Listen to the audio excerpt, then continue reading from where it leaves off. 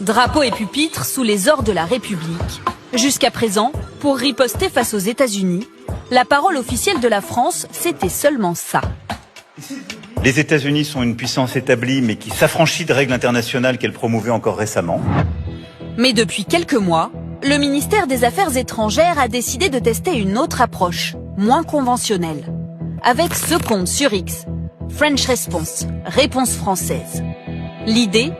Lutter contre la désinformation étrangère en utilisant les codes des réseaux sociaux et l'humour. Exemple. Ce compte pro-Trump se réjouit. Thierry Breton vient d'être interdit de territoire américain. French Response réplique avec ce montage en anglais. D'un côté, la photo de Vladimir Poutine qui rend visite à Donald Trump en Alaska. Il tue des dissidents et pratique la censure. Visa approuvé. De l'autre, Thierry Breton, visa refusé, pour avoir simplement demandé plus de transparence aux réseaux sociaux. Autre riposte, qui cible cette fois le patron de X lui-même, lorsqu'Elon Musk écrit « Pourquoi le gouvernement britannique est-il si fasciste ?»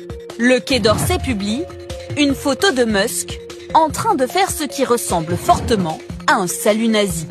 Une réponse courte mais éloquente, vue plus de 8 millions de fois.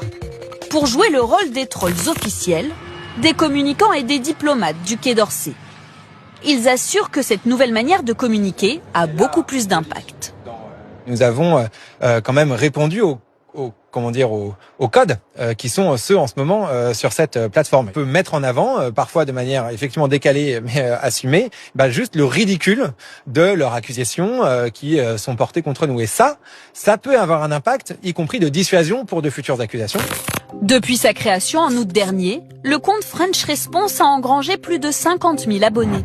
Mais il reste encore loin des gros comptes américains qu'il souhaite contrebalancer, comme Elon Musk et ses 232 millions d'abonnés.